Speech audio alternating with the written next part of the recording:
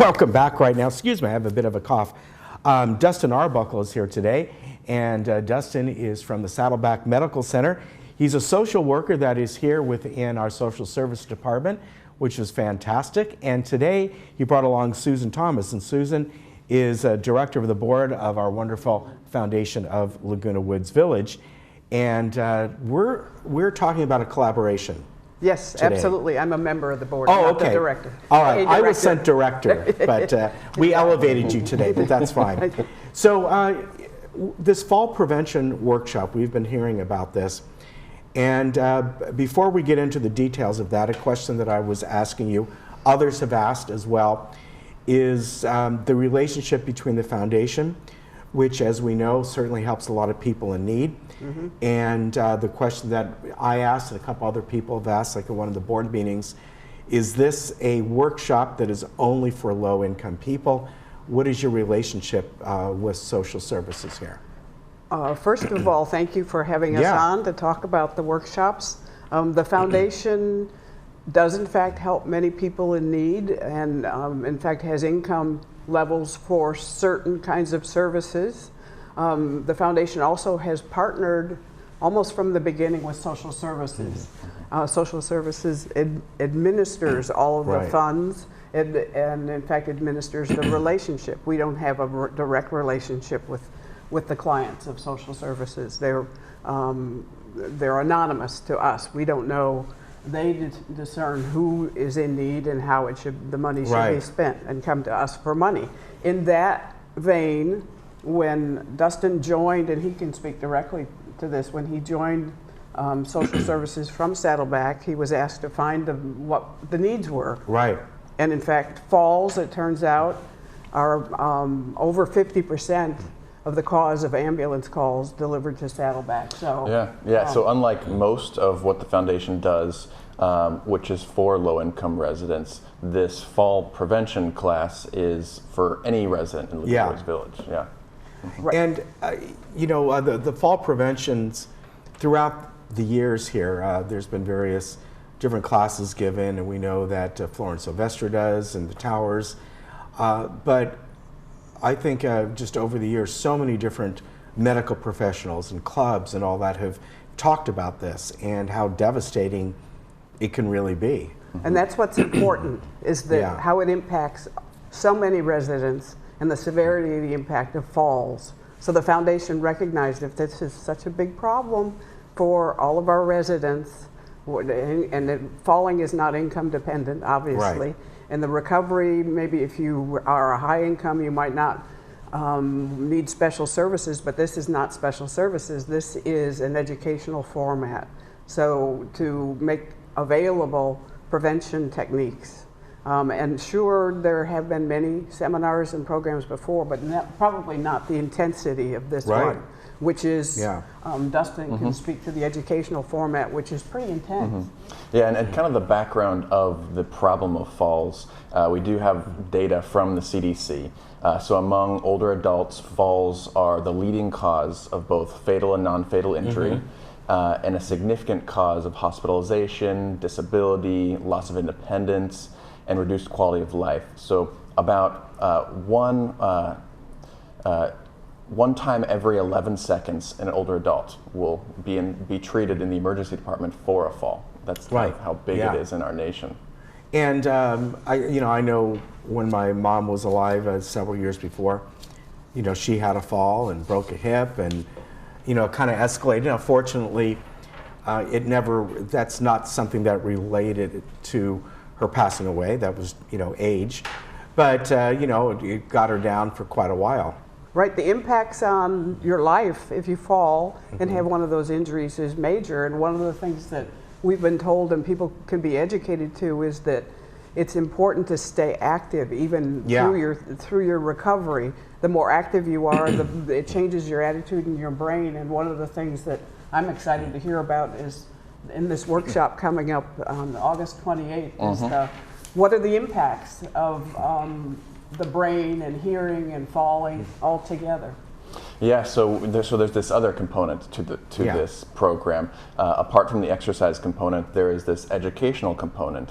And we created that because our mindset going into the program was to, number one, raise awareness of fall prevention, increase availability of fall prevention services, and then engage professionals and residents in activities of fall prevention. So there's this education component where we bring in experts who can talk about the intersection of their discipline and fall prevention. So people like podiatrists, neurologists, or for example, pharmacists who could talk about how certain medications might be interacting and causing a fall. Right. The 28th of August workshop is actually going to be Dr. Balaker, who is an ear, nose, and throat specialist with a tremendous specialty also in brain interactions and hearing interactions. So it's important for people to stay active and keep their brain engaged. Believe it or not, that impacts whether or not you fall. The more active you are, the less likely you are to fall. And you know, one of the things that happens is that when people fall, they almost get to the point of that fear comes in of falling again. And quite often, it's almost inevitable that that will happen because they emphasize being too safe, and something like that happens. It happened to my mom, you know, like a year or two later, she fell again, and really it was because she was so afraid of falling that, you know, she put her hand out on whatever it was and ended up, I don't know if she broke her wrist, but doing something with her wrist because she over worried about it so much, or walking around, and it's kind of like in that mindset, well, if something, you know, keep thinking something's going to go wrong, and you know, and there's another factor that sort of creeps in, which is judgment. Yeah. People who fall sometimes carry shame that in fact it's somehow their fault, and as soon as that shame and judgment takes over, then they start isolating themselves and not being active. And that, in fact, aggravates it as well as the fear. So we just have to make sure that we're not judging in terms of the fact that people have fallen. It's not their fault that they've fallen. Yeah. Well, in my mom's case, the fault was the dog's water dish. Yeah. And that goes to fall prevention as well, you know, where she had it.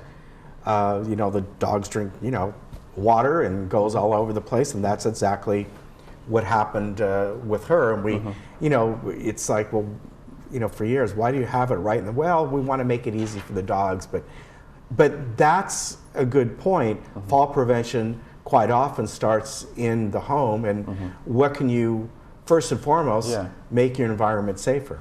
Yeah, and that's something I'm really interested in, because I see just about all the falls that happen, especially ones that go to Saddleback, and I'm lucky because I get to see a lot of clients who are 100 years old or even more, and I'll ask them kind of what their secret is, and what I hear is, you know, how important it is. It's crucial to stay active, stay social, and really maintain a positive outlook, and avoid as much as you can what doctors at Saddleback actually call PJ paralysis. Which is this temptation to, you know, hang around in the house with our PJs on. Yeah, and it's really debilitating. That's a good point. Yeah, we should tell that to my teenage daughter, or soon-to-be teenage daughter, which is common for them. But this workshop that's coming up, I know this is kind of a first in a series on August 28th. By the way, it's at Clubhouse 7, and it's free. No registration is required. But this is a series of things that you folks are going to be doing. Now, each workshop, are you going to emphasize one particular part? Like this one is with Dr. Balaker and hearing health. We certainly know, we all know this, even somebody who's young, you get a cold, your balance goes off. There's obviously that connection, the inner ear connection, which keeps us balanced. So that's the subject of this. Right. Yeah, so we're looking at different other specialists to come in, so ones that might be able to do certain vestibular testing is what it's called, where they might be able to check your balance even at a workshop like that. That'll be really great. Yeah, different neurologists, podiatrists, but yeah, our first is an otolaryngologist, which is an ENT. All right, easy for you to say. So that again is coming up on Wednesday, August 28th. It's at Clubhouse 7 from 2:30 to 4, and then going forward, you're going to be having this, it looks like about every other month at this point. Yeah, so from the schedule that we have up here. Yeah, so our first class, the good and bad news is it's full, but we are, registration is open for the other 3 classes, our Okay. next being in January. Okay. The place that you can sign up for that, you can either call 800-MEMORIAL, that's 800-636-6742, mention fall prevention, or you can sign up online at memorialcare.org/LW fall prevention. All right. So those are the classes of which there are going to be a series of 4 Exactly. sets of 8, which is in addition to the workshops that are coming August 28th, just Okay. to be clear. All And right. the first set of classes, in fact, is fall.